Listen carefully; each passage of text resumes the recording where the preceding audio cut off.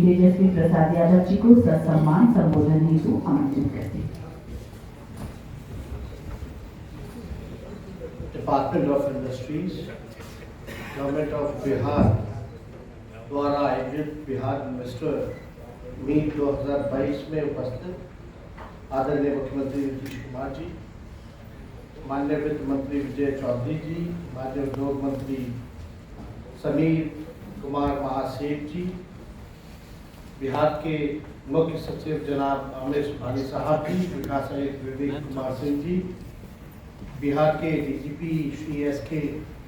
सिंघल जी, मुख्यमंत्री के प्रधान सचिव डॉक्टर सिद्धार्थ जी, उद्योग विभाग के प्रधान सचिव संदीप पौंड्रिक जी, ऊर्जा विभाग के प्रधान सचिव संजीव हंस जी, वन एवं पर्यावरण विभाग के सचिव अरविंद चौधरी जी, मुख्यमंत्री के ओएसडी श्री गोपाल सिंह जी, विभिन्न संबंधित विभागों के पदाधिकारी, सभी हमारे इन्वेस्टर्स और यहाँ मीडिया के हमारे साथी, सबसे पहले हम जितने भी इन्वेस्टर्स यहाँ आज के कार्यक्रम में आए हैं उनका तहे दिल से शुक्रिया करते हैं, आपका स्वागत है। और माननीय मुख्यमंत्री जी को भी हम धन्यवाद देना चाहते हैं कि इस तरह का कार्यक्रम उन्होंने ऑर्गेनाइज किया, खास तौर पे इंडस्ट्री डिपार्टमेंट के लोग, सभी अधिकारी, और ये होना चाहिए। नॉलेज शेयरिंग जो है ये होते रहना चाहिए और नॉलेज शेयरिंग के साथ साथ नॉलेज पार्टनर्स भी बनाने चाहिए। इस तरह का अगर नॉलेज पार्टनर्स अगर हम लोग बनाएं कि भाई इस राज्य के लिए, बिहार स्टेट के लिए हम और क्या बेहतर कर सकते हैं, कैसे इन्वेस्टमेंट ला सकते हैं, तो हमको लगता है कि नॉलेज पार्टनर्स अगर बनाएं और इस तरह का नॉलेज शेयरिंग अगर होता रहे तो एक माहौल बने। और बिहार में तो इतना बढ़िया माहौल बना हुआ है। अब कई अधिकारी जो बिहार के हैं दूसरे राज्यों में काम कर रहे हैं, उनकी भी इच्छा है कि अपने बिहार में आकर के बिहार के लोगों की सेवा की जाए। ये माहौल बना और लगातार हम लोग जो अपना विचारधारा है, जहाँ हम कह सकते हैं हम नौजवान हैं, युवा हैं, हम पहले दिल्ली में पढ़ते थे, बाहर खेलते थे, लेकिन लगता था कि भाई बिहार में ये सारी चीजें क्यों नहीं हो सकती, ऐसी व्यवस्थाएं क्यों नहीं बनाई जा सकती। मेरा मानना है after being a deputy chief minister, आदरणीय मुख्यमंत्री नीतीश कुमार जी ने मौका दिया, दूसरी बार हमको काम करने का मौका मिला और हमको लगता है कि ये अचीवेबल है, डुएबल है, हो सकता है। अगर आप विजन, आपका अगर सोच अच्छा हो, सही रोड मैप हो और आपके सराउंडिंग्स अच्छे हो, तो हमको लगता है विल पावर है तो हर चीज मुमकिन है। ऐसा कोई चीज जो नहीं है कि बिहार में नहीं हो सकता और राज्यों में और देशों में हो रहा है। अब एज एन एग्जांपल आप बताइए कि भाई बांग्लादेश जो टेक्सटाइल में जो काम कर रहा है वो हम बिहार में क्यों नहीं कर सकते। हमारे पास सब कुछ है, सारी चीजें, कनेक्टिविटी है, कनेक्शन है, कंपैटिबिलिटी है, कॉम्प्रिहेंसिव प्लान्स है, राउंड द क्लॉक सिक्योरिटी है, आप हर चीज कर सकते हैं। यहाँ सारे डिपार्टमेंट के हमारे पदाधिकारी, अधिकारी इंश्योर कर रहे हैं आप लोगों को भाई कि आप लोग आइए, इन्वेस्ट कीजिए। हमारा गवर्नमेंट सीरियस है, गंभीर है कि बिहार के लोगों की तरक्की हो। और एक बात समझ जाइए, हम सब लोग इसी भारत के रहने वाले, जब तक बिहार आगे नहीं बढ़ेगा हमारा देश आगे नहीं बढ़ेगा। हमारा मैन पावर इतना है, स्किल्ड लेबर से लेकर के सारी सुविधाएं हम लोग देने का काम कर रहे हैं और हम लोग फ्लेक्सिबल भी हैं, गंभीरता के साथ फ्लेक्सिबल है।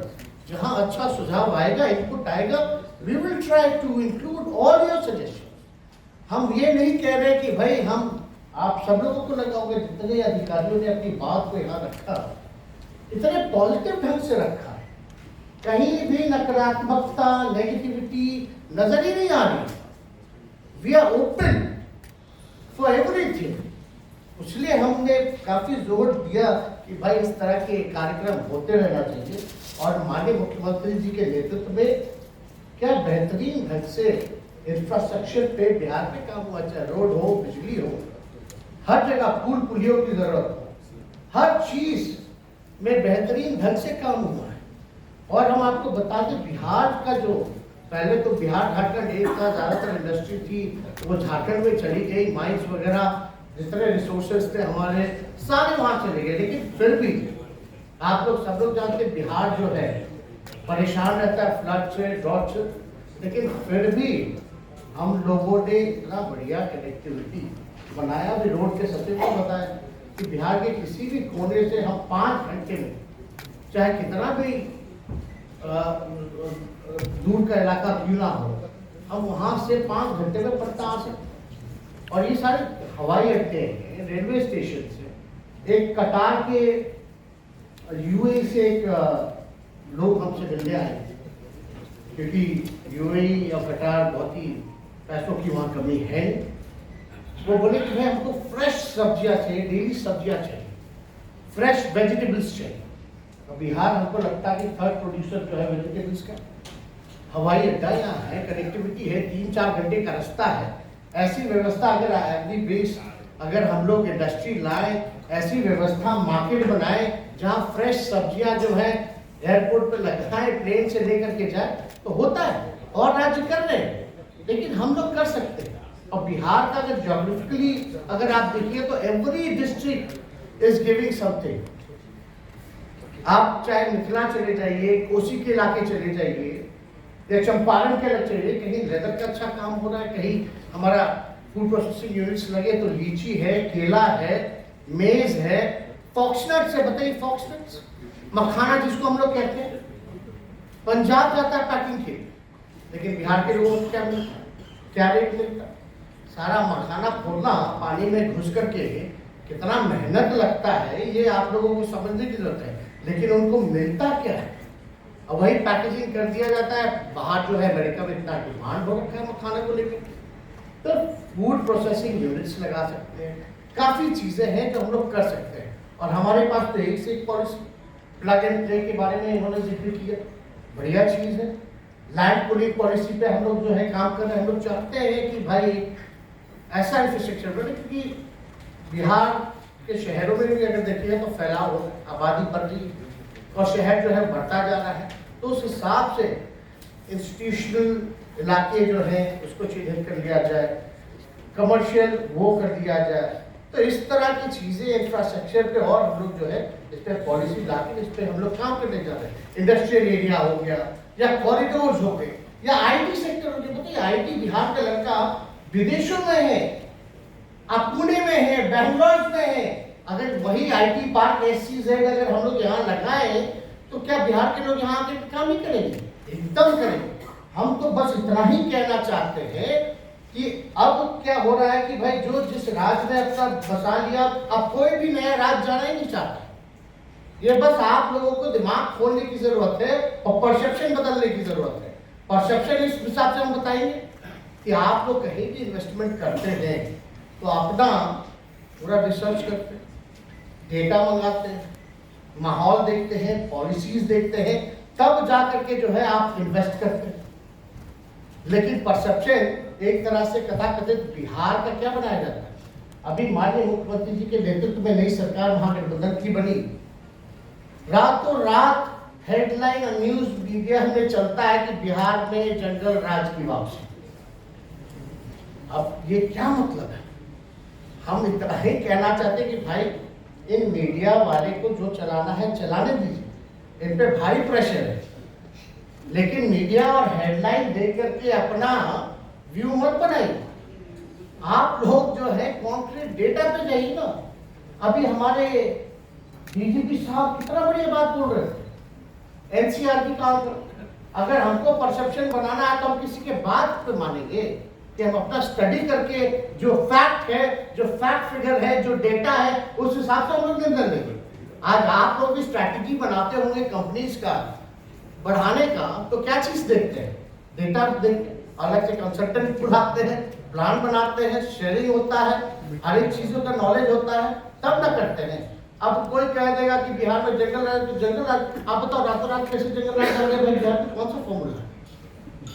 कोई बताइए। 9 तारीख को 10 तारीख को हम लोगों का वोट हुआ, उसके बाद से जंगल राज कहाँ से? तो कोई बात नहीं, एनसीआरबी का आंकड़ा देख लीजिए, इतना पीछे टॉप 15 में भी नहीं मिटेड राइट। अभी आप लोग इंश्योरिटी भी, अगर आपको वहां जरूरत भी पड़े तो भाई पुलिस चौकी भी हम लोग खुलवा सकते हैं। डीजीपी साहब ये भी देख लीजिएगा, पुलिस चौकी अगर इतना कहीं लगे तो भाई पुलिस चौकी भी हम लोग खुलवा सकते हैं। हम लोग ओपन है, एकदम कोई फिक्र की बात नहीं। यहाँ नीतीश कुमार जी का सरकार है, महागठबंधन का सरकार है, किसी को डरने की जरूरत नहीं है। करप्शन, क्राइम और कम्युनलिज्म से कोई कॉम्प्रोमाइज नहीं होगा और आपकी सिक्योरिटी हम लोग सब लोग जो है इंश्योर कर रहे हैं, कोई घबराने की बात नहीं। बल्कि और पॉलिसीज में भी रिलैक्सेशन अगर लाने पड़े, चेंजेस लाने पड़े तो we are open to do it.